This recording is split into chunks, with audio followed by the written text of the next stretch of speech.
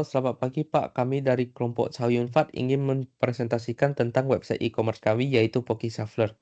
Sebelum kami mulai, saya ingin memperkenalkan dulu anggota kelompok saya. Yang paling pertama ada saya, Bayaki, Valerin, Michael, dan juga Jason Harenpa. Nah, selanjutnya akan dijelaskan oleh Valerin tentang latar belakang dari Poki Shuffler ini. Oke, di sini saya menjelaskan apa yang kita buat dan juga bagaimana latar belakang terbentuknya Pocket Shuffler ini. Jadi Pocket Shuffler ini adalah aplikasi e-commerce yang dirancang khusus untuk memfasilitasi transaksi jual beli kartu Pokemon, trade card game. Jadi banyak tuh orang-orang yang suka kolektor kartu Pokemon tetapi tidak tahu bagaimana cara untuk menjual atau bertukar. Karena mereka kan ada jenis-jenis rarity-nya dan juga jenis-jenis kartunya. Jadi dengan menawarkan pengalaman pengguna yang intuitif, Pocket Lover bertujuan untuk menjadi solusi terpercaya bagi komunitas yang ingin memperluas koleksi atau mendukung hobi mereka dengan lebih mudah dan lebih aman. Untuk lingkup proyek, yang pertama adalah judul proyek, yaitu Pokeslaver adalah website e-commerce untuk kartu Pokemon TCG. Kemudian, tujuan dan sasaran, mengembangkan sebuah website yang memungkinkan pengguna untuk melihat, memfilter, dan membeli kartu Pokemon TCG dengan mudah. Fitur utamanya, yang pertama ada katalog produk, yang pengguna dapat melihat kartu Pokemon TCG dengan detail, seperti gambar, deskripsi, dan harga. Ada opsi filter, pengguna dapat memfilter produk berdasarkan kategori. Ada keranjang belanja, pengguna dapat menambahkan produk ke keranjang meninjau isinya, dan melanjutkan ke pembayaran. Ada sistem checkout, proses sederhana untuk menyelesaikan pembelian. Yang terakhir ada riwayat pesanan, pengguna dapat masuk untuk melihat pesanan sebelumnya. Lingkupnya yang termasuk dan tidak termasuk. Untuk lingkup yang termasuknya, ada aplikasi web dasar dengan fitur-fitur di atas, seperti ini. Ada database untuk menyimpan produk, data pengguna, dan riwayat pesanan. Ada API berbasis .NET Microservice untuk menangani pengolahan data dan komunikasi antara server dan aplikasi. Yang tidak termasuk lingkupnya, yang pertama ada opsi pembayaran tingkat lanjut atau program loyalitas, dan ada pengembangan aplikasi seluler. Untuk keterbatasannya, diselesaikan dalam waktu yang ditentukan. Kemudian desain sederhana tanpa grafik atau animasi yang kompleks.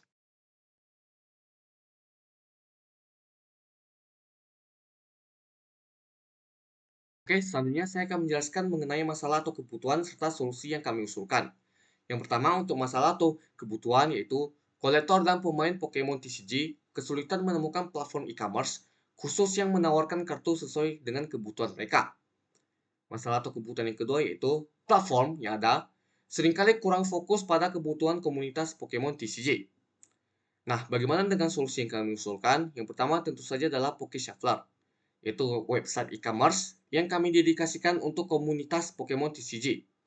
Website ini akan menawarkan katalog produk yang terorganisir dengan fitur pencarian dan filter berdasarkan kategori, kelangkaan, dan jenis kartu.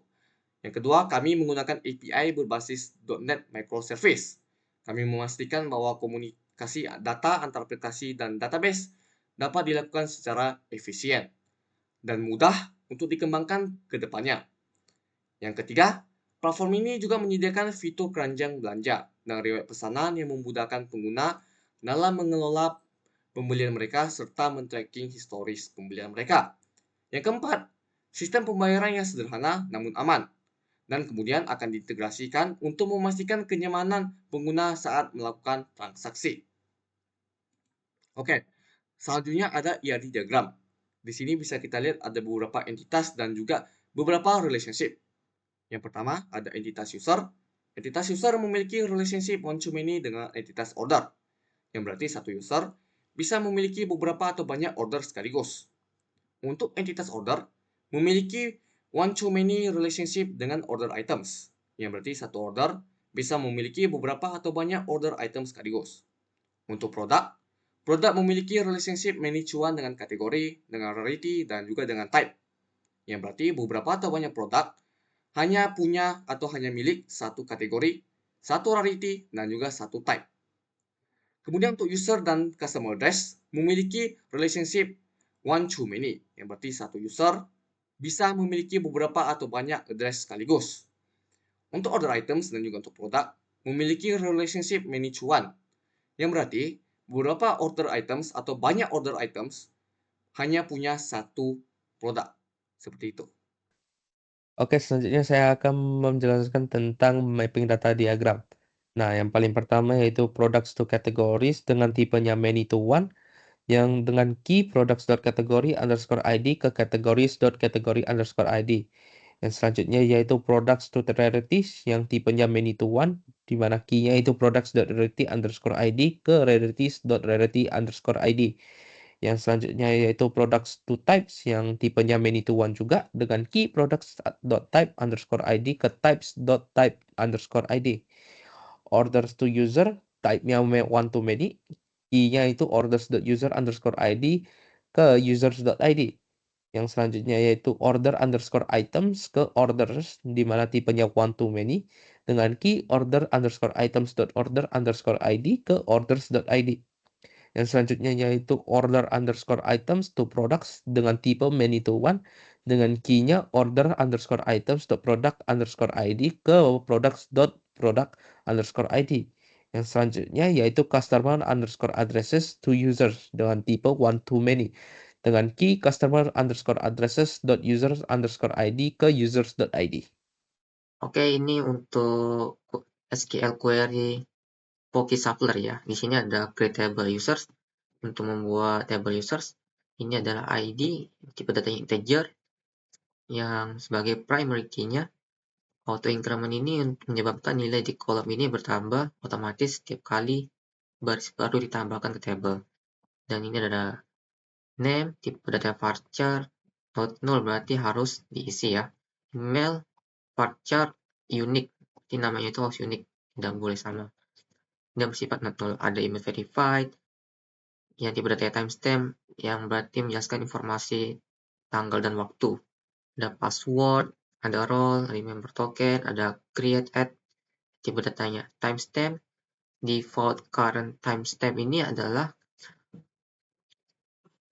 nilai default kolom ini, yang artinya secara otomatis akan menyimpan waktu saat baris baru ditambahkan ke table ya. Dan untuk ini adalah update add, tipe datanya default current timestamp, dan on update current timestamp yang setiap kali baris diperbarui, misalnya dengan perintah update, kolom ini otomatis diperbarui dengan waktu saat pembaruan dilakukan. Kemudian ada create table personal access token, ada ID, tipe data bikin init. Bikin init ini digunakan untuk menyimpan bilangan integer yang besar sampai 19 digit. Ada token enable ID, token enable type, name, token, abilities text, used add, expired add, create add, dan update add.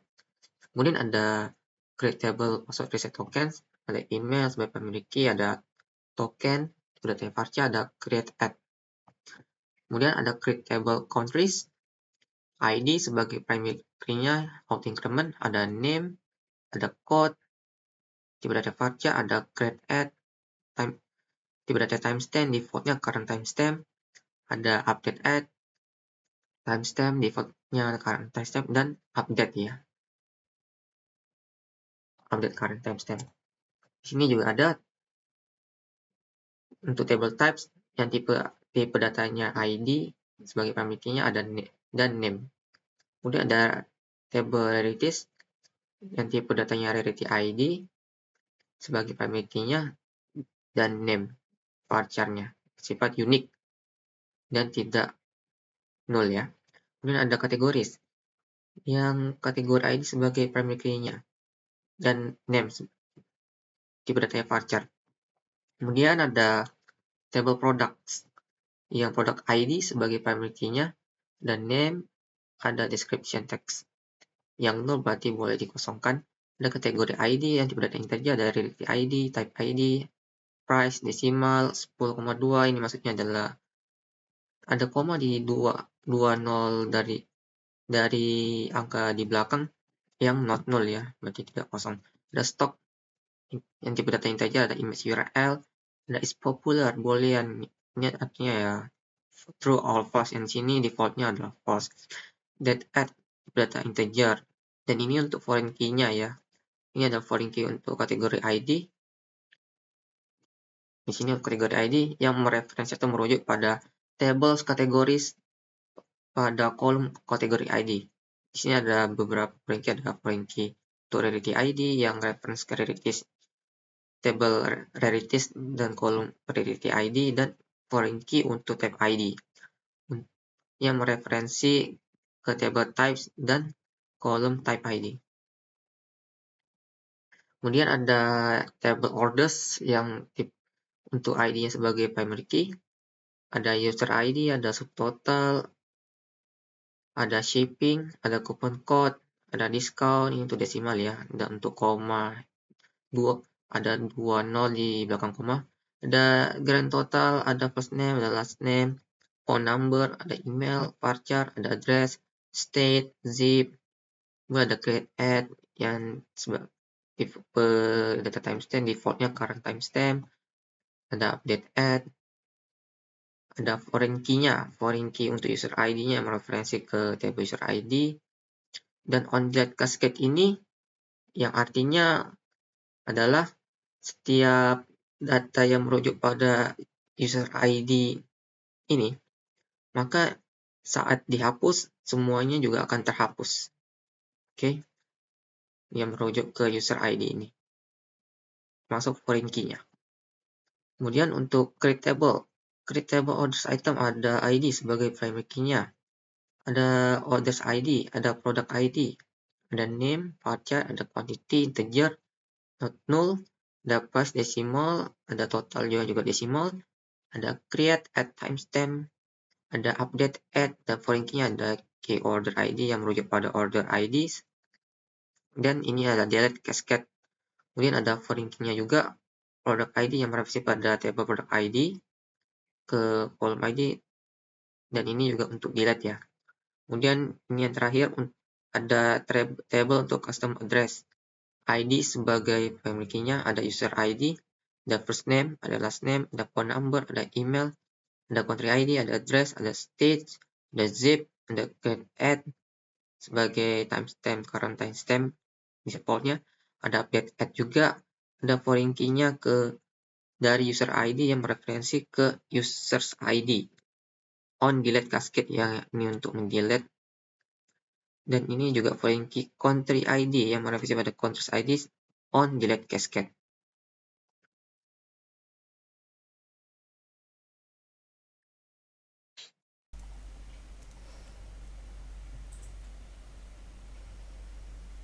Oke, baik, di sini saya akan jelaskan untuk pengaplikasian microservice ya. Oke, di sini kami menggunakan .NET untuk membuat microservice-nya. Dan di sini ada pertama di sebelah kiri ada models-nya yang berupa kelas produk ya. Dalam ada product ID sebagai key-nya, lalu ada name, description, kategori ID, rarity ID, type ID, price, stock, image URL, is popular, dan terakhir ada date added. Lalu berikutnya yang di atas kanan itu merupakan codingan untuk menyambungkan microservice dengan database-nya ya. Di sini menggunakan application DB context, dan di bawah ada public set produk sebagai products ya. Oke, di bawahnya ada controllernya. Pertama di situ ada satu kelas ya untuk controllernya. Lalu di sini bisa mengambil API product, menggunakan HTTP GET. Lalu fungsinya adalah get products, yang dimana kita akan menerima parameternya berupa page, dan per page itu untuk fungsi pagination. Dan di bawahnya ada products. Di sini kita buatkan logika untuk menampilkan produknya dalam sesuai dengan berapa yang kita mau per page-nya. Dan terakhir kita akan mengembalikan respons ini yang berisi products dan totalnya. Oke, kita langsung coba ke codingannya. Di sini kita masukkan pada product service di Laravel-nya, dimana dia akan mengambil base URL-nya, lalu dia memanggil function get all products dari microservice tadi. Di sini kita bisa send get request untuk mendapatkan .NET API dengan pagination parameternya ya di sini.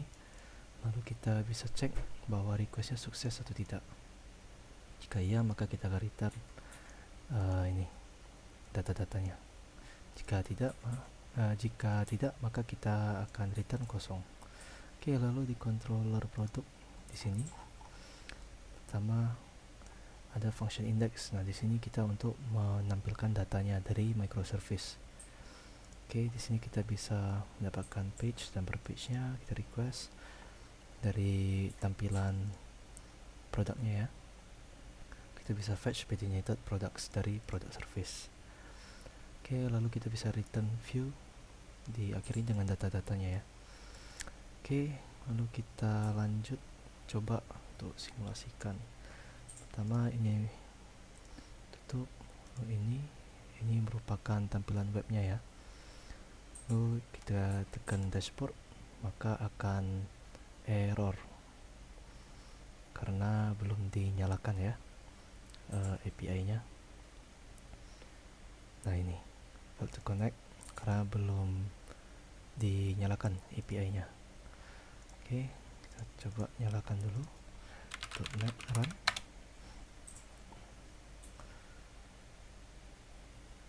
Oke, di sini API-nya kami gunakan untuk menampilkan produk saja ya, jadi hanya satu API-nya. Oke, kita coba refresh, kita dashboard, kita lihat produknya. Nah, muncul ya, ini produknya, ini kita ambil dari microservice-nya. Kita set di env file di sini. Nah, ini microservice product base URL-nya ini. Coba buka. Nah, di sini merupakan data-datanya ya. Ini per page-nya. Hanya ada 5 yang kita ambil dari database ini. Tunggu.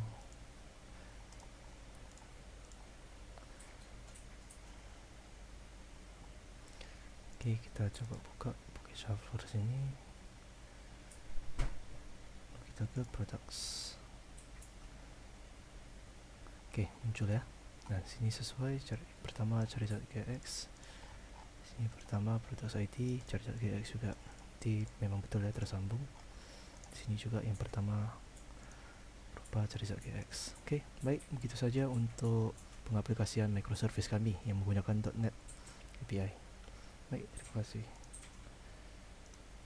Oke, begitu saja Pak presentasi kami tentang website e-commerce kami yang berjudul PokeShuffler.